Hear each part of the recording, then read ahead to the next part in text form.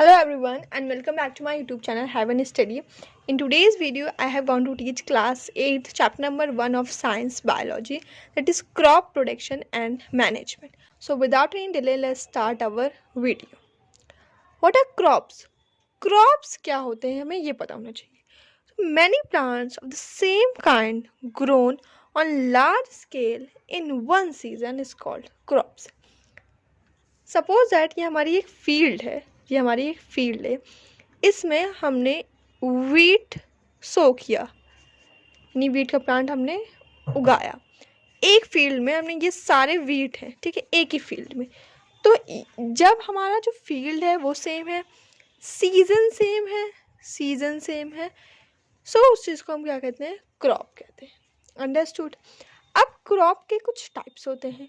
So crop के दो types होते हैं, एक होता है हमारा खरीफ क्रॉप्स और एक होता है हमारा रबी क्रॉप्स. ठीक है, मैंने आपको बताया सेम सीज़न में ग्रो होते हैं. तो जो खरीफ क्रॉप होता है वो हमारा वो जून या जुलाई पे ग्रो होता है. सून होता है, सून मीन्स होता है ग्रो होना, ठीक है. एंड हार्वेस्टेड मीन्स होता है काटना,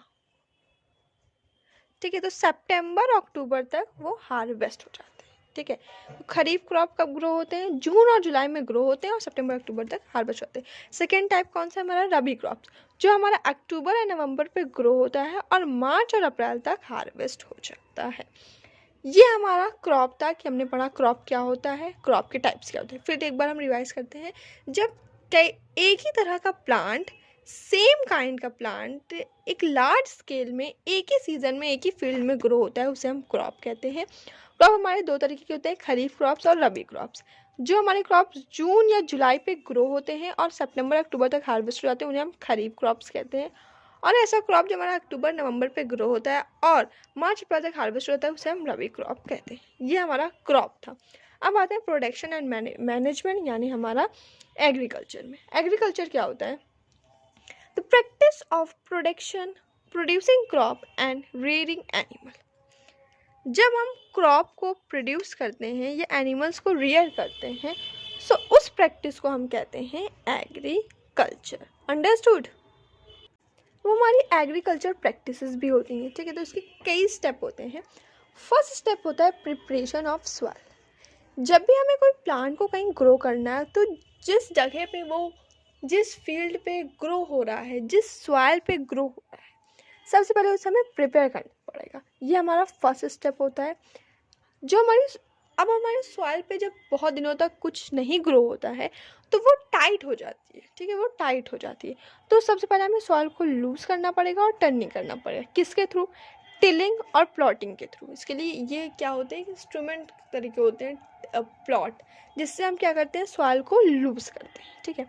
ये हमारा पहला स्टेप था. सेकेंड स्टेप हमारा क्या है, सोइंग ऑफ सीड. हमारी सीड सॉइल प्रिपेयर हो गई, हमारी सॉइल एकदम सही हो गई. अब हमें इसमें सीड डालना पड़ेगा, जब भी तो वो प्लांट उगेगा. तो प्लेसिंग सीड, तो सेकेंड स्टेप क्या हुआ, सीड को प्लेस करना.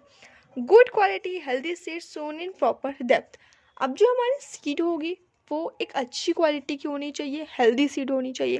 दूसरी बात, ये हमारा सॉइल है. अब इसकी जो सीड है वो एक हमने यहाँ पे रखी और एक हमने यहाँ पे रखी और एक हमने यहाँ पे रख दी. तो क्या ये बराबर डेप्थ पे है या बराबर रखी हुई है, no. So this is a wrong method. Right method क्या होता है, एक बराबर स्पेस. अगर हमने यहाँ पे रखा तो इस इतने स्पेस के बाद फिर मैंने यहाँ पे रखा, फिर इतने स्पेस के बाद फिर मैंने यहाँ पे रखा, फिर इतने स्पेस के बाद फिर मैंने यहाँ पे रखा, और एक प्रॉपर डेप्थ पे रखा कि यहाँ से हमारी सॉइल है तो एक सेम डेप्थ पे हमारी सारी सीड सो हुई. Okay, so this is a correct method of sowing of seed, ठीक है. दो मेथड आ गए. थर्ड मेथड पे आते हैं. थर्ड मेथड होता है adding manure and fertiliser. Fertilisation का मतलब होता है हमारा खाद. जो हमारा मैन्योर होता है वो हमारा नेचुरल होता है और जो फर्टिलाइजर होता है वो आर्टिफिशियल होता है, ठीक है. सो अब हमारा नेचुरल मैन्योर कौन सा है, हमारा वाटर हुआ, फूड हुआ, सनलाइट हुई. तो जैसे हम लोग हैं, हम लोग को फूड चाहिए होता है, वाटर चाहिए होता है, ऑक्सीजन चाहिए होती है जिंदा रहने के लिए. इस तरीके प्लांट को मैन्योर चाहिए होता है, फर्टिलाइजेशन चाहिए होता है सीड को भी, ताकि वो ग्रो करे. 3 स्टेप समझ में आए. सबसे पहले हमें सॉइल को प्रेप करना है, फिर सीड को सो करना है और फिर मैन्योर और फर्टिलाइजेशन ऐड करना है. अब आते हैं फोर्थ स्टेप में, दैट इज़ अवर इरीगेशन. बहुत ही ईजी स्टेप है. इसमें हमें कुछ नहीं करना, क्रॉप्स को वाटर प्रोवाइड करना, ठीक. अब इसके भी कई मेथड्स होते हैं, ठीक है। दो मेथड यहाँ पे बताए गए हैं, एक होता है मॉडर्न, एक होता है ट्रेडिशनल, ठीक है। मॉडर्न में हमारे दो मेथड होते हैं, एक होता है ड्रिप इरीगेशन, एक होता है स्प्रिंकल, और ट्रेडिशनल में एक ही मेथड होता है, दैट इज धेकली मेथड, ठीक है। तो यहाँ पे आपको जो पिक्स दिख रहे होंगे ये होती है ड्रिप इरीगेशन की, फिर स्प्रिंकल एंड धेकली मेथड, ठीक है। अब आते हैं फिफ्थ स्टेप पे।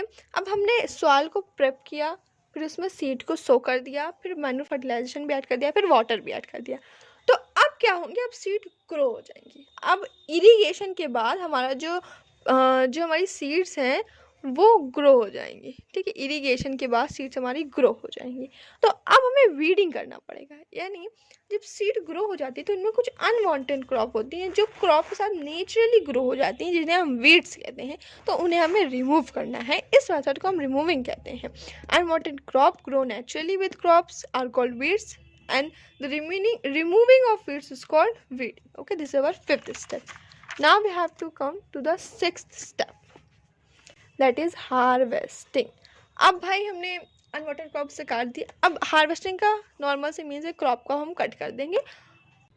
सीड को हस्क से सेपरेट करना ये हमारा फर्स्ट स्टेप से पहले लगेगा, सॉरी यहाँ पे ये मैंने लास्ट पे लिखा। जब हम सॉइल को प्रेप करते हैं उसके बाद हम सीड को सो करेंगे, तो उससे पहले हमें सीड को हस्क से सेपरेट करना पड़ेगा। ओके, देन हमारा seventh and the last step is storage. अब हमारा जो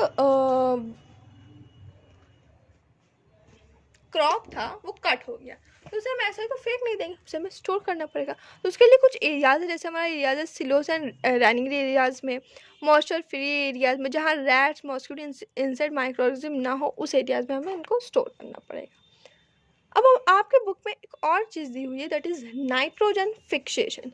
ये क्या होता है, जो हमारी नाइट्रोजन गैस होती है एटमॉस्फेयर में, वो जब नाइट्रोजन कंपाउंड में कन्वर्ट होती है, इस प्रोसेस को हम नाइट्रोजन फिक्सेशन कहते हैं।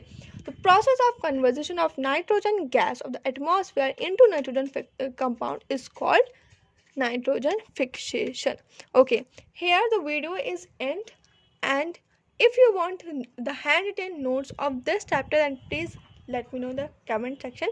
Now let's meet in the next video.